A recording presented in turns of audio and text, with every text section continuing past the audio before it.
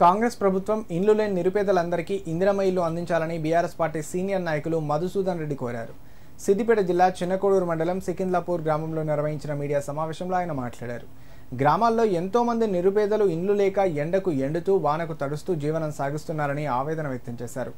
కాంగ్రెస్ ప్రభుత్వం ప్రత్యేక చొరవ తీసుకొని పేద ప్రజలకు పార్టీలకు అతీతంగా ఇందిరమ్మ ఇల్లు అందించాలని డిమాండ్ చేశారు. వాటిలో ఎవరైతే ఉన్నారో ఏడు పేర్లు ఉన్నాయో అవి సర్చ్ చేస్తున్నారు. కానీ అది కాకుండా సీరియల్గా ఇంటి నెంబర్లు ఎట్లయితే వచ్చినాయో అదేవిధంగా గ్రామంలో ప్రతి ఇల్లు సర్వే చేసి ఆ ఇంట్లోనే ఓటర్స్ను సరిగా వచ్చే విధంగా తయారు చేయవలసిందిగా డిమాండ్ చేపిస్తా ఉన్నాం.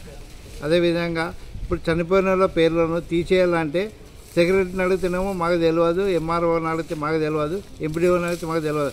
అంగన్వాడీ టీచర్లకు అప్పచెప్పినాం కాబట్టి వాళ్ళు బిఎల్ఓలే అది తీసేయవలసిందే అంటారు. వాళ్ళని అడిగితే మాకేమంటారు, వాళ్ళు చనిపోయినప్పుడు కూడా మాకు ఇంటిమేషన్ లేదు కాబట్టి మేము తీసేయలేకపోతున్నాం. కాబట్టి వెంటనే వాళ్ళను సంబంధించిన కాగితాలు మాకు సమర్పించి చనిపోయిన వాళ్ళ పేర్లను సెక్రటరీ తొలగించే విధంగా ఎంపీడీ ఆఫీసుకు కానీ మండల ఆఫీసుకు వాళ్ళు పంపే విధంగా చర్యలు తీసుకోవాల్సిందిగా డిమాండ్ చేస్తూ ఉన్నాను.